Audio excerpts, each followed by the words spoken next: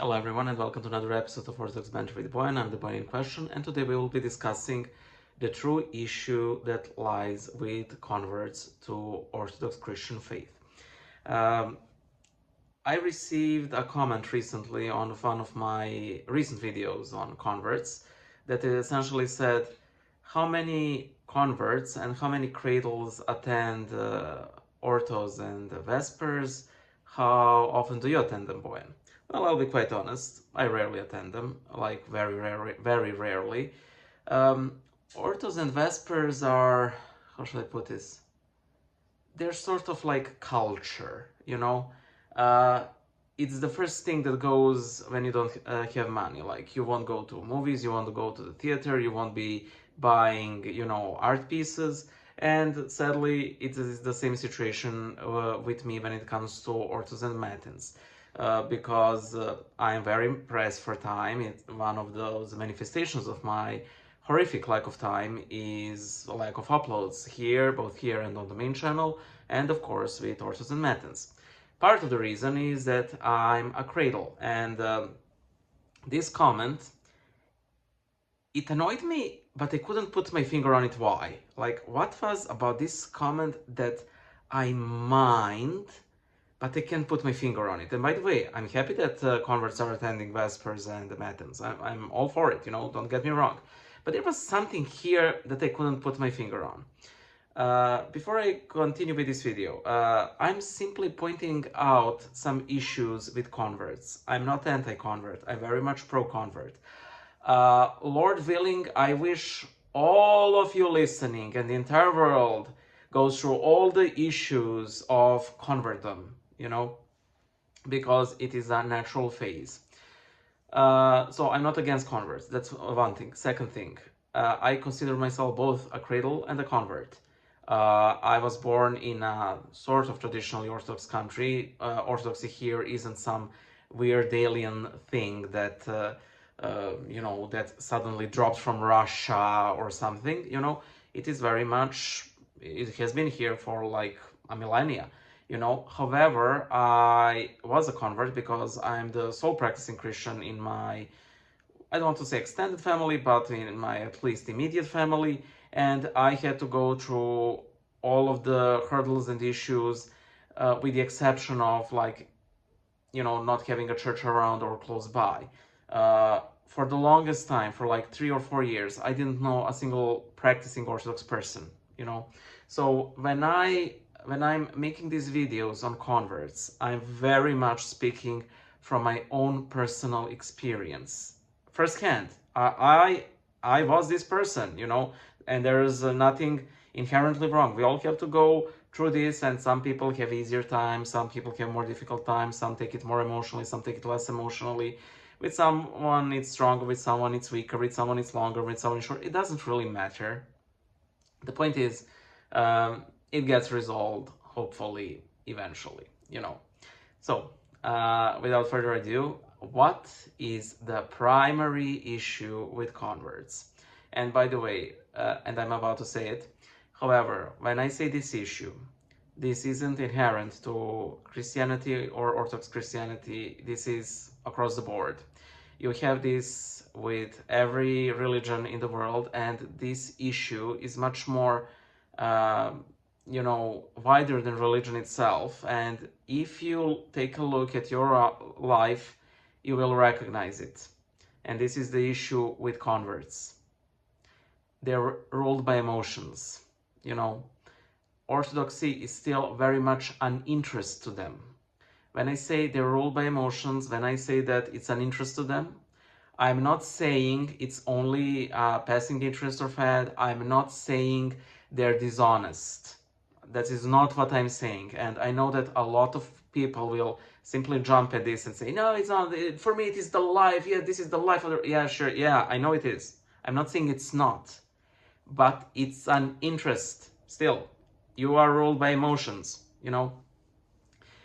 For a lot of you converts, attending, I said to say it, Orthodox services is still fun. It's amazing. A lot of you have probably seen like the Church of Saint Sava, the big Orthodox Cathedral here in Belgrade. I live like 20 minutes by foot away from it. I went there for like maybe like 2 or 3 times, and I got over it. I would have never attended worship there unless I was invited. And I generally attend worship there because, some subscribers who come here to Belgrade, hey, do you want to grab a cup of coffee? And of course I want to grab a cup of coffee. And without fail, that results us in going to check out the St. Savas. And it's beautiful. However, it doesn't have that effect on me as it has on you guys. Yes, it's beautiful. Yes, it's amazing. Yada, yada, yada. That's all beautiful and all dandy. But I like my little, small, uneventful, non-specific chapel of St. John Chrysostom. For me, that is the second home. Why is being ruled by emotions bad? Well, a couple of things. And by the way, this is in perfect accordance with Orthodox theology. We are constantly told by our ascetic holy fathers, do not be ruled by emotions. It's bad. Do not let your spiritual life be ruled by emotions, because emotions are tricky. And what's more, if you're ruled by emotions, you get something from the thing that interests you, that you're fascinated with. And it's a great word, fascinated. And what it essentially means is you're enchanted by it. You will have that wow feeling when you enter a church. You will gaze at the censer like, a baby looks at the, what's that shaky thing that babies like? I don't know the word in English. I just realized I don't know the word for it. For me, it is not identical if I stand in the first row in the church or behind some pillar behind the, last row. Borderline identical. As long as I can hear the prayers, I'm fine. Again, because I'm not, fascinated by the bells and smells and so on. Orthodox iconography and beauty of Orthodoxy do have, their basis in who God is, that He, again, is beauty, that our worship towards Him should be reverent. However, it has an unintended consequence that it fascinates people, for good or bad, So why are emotions a bad reason? Because, again, you're fascinated by it. Second, if you don't get an emotional feedback, it's all that easier to ditch it altogether. And that is precisely the reason converts are much more likely to apostatize, catechumenate notwithstanding, because there's not that effect anymore, And again, this is perfectly natural. This is given with the territory. I'm not saying that converts are bad. It's simply how things are, And I'm just saying this so you would be on the guard if you're still, in the stargazer phase.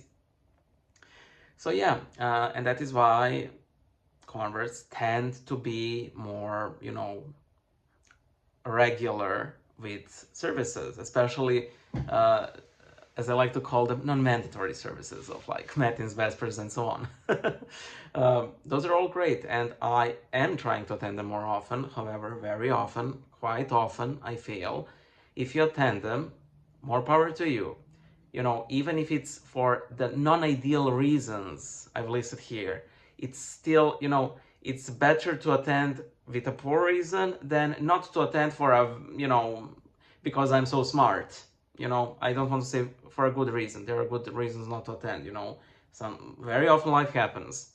However, again, better to attend than not to attend. So don't get me wrong, So there's that, there is an emotional feedback, and that is why, converts like ordering a bunch of icons, ordering a bunch of Orthodox books, reading a lot of Orthodox books, getting all the different prayer ropes, like they have, I don't know, hands as a Indian deity or something, you only ever need one prayer rope. Why they're always listening to like Orthodox music and constantly sharing Orthodox saints and quotes, At one point, you will realize that, oh, I've seen this quote before. Oh, I've seen all of those quotes before, and that is a clear indicator that you have been Orthodox for some ordinate amount of time. And don't get me wrong, all of us cradles, we need to get that zeal from the converts. Yeah, just because we're jaded is not an excuse. And that's a real issue with cradles, you know, because,